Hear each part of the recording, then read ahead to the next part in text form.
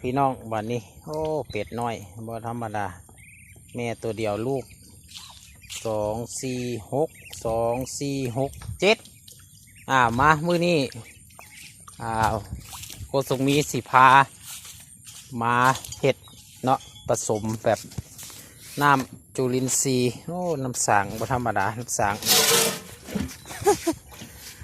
น้ำ จุลินทรีย์ใ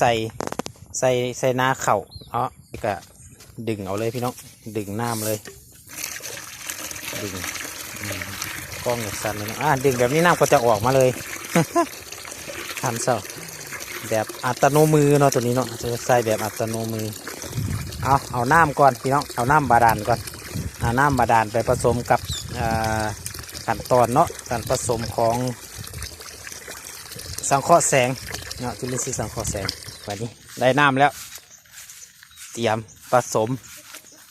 จุลินทรีย์เอาหดใส่นาเข่าเนาะกระสิประมาณทางสีเฮา เนาะทางสีเฮากระสีนี่พี่น้องกระสิผสมลงไปประมาณตุกหนึ่งเนาะตุกน้ำดื่มหนึ่งประมาณลิตรครึ่งโอ้ทายผู้เดียวพี่น้องลำบากไปขอโทษขออภัยเด้อเทลงผสมเลยเนาะหดพักก็ได้พี่น้องหดพักห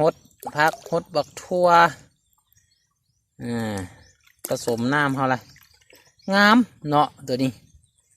หดสวนหดยังก็งามเด้อพี่น้องเด้อสำหรับจุลินทรีย์สังเคราะห์แสงนี่ปลอดสารพิษพร้อมพี่น้องแบบบ่ได้ต้องใส่เคมีหลายเนาะ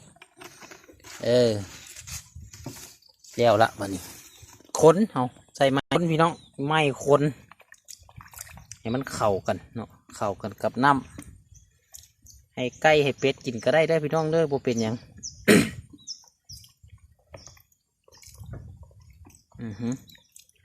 แล้วละประมาณนี้เนาะต่อไปก็ใส่อุปกรณ์เนาะอุปกรณ์พ่นสิเอาไปใส่น้ำกันตัวนี้ใส่มาแล้วเทื่อหนึ่งเนาะใส่มาแล้วเทื่อหนึ่งก็งา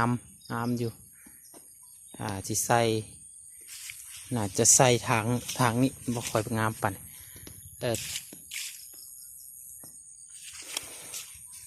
รูปแบบการใส่บาดนี้เนาะ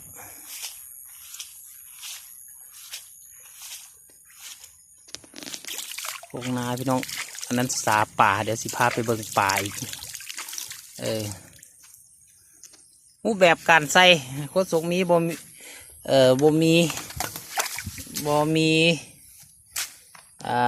นั่นเนาะสิเทเลยเอาง่ายๆคือเดี๋ยวจุลินทรีย์มันจะไปเองปกติก็ติดก็ได้น้องใส่บอจีบงาม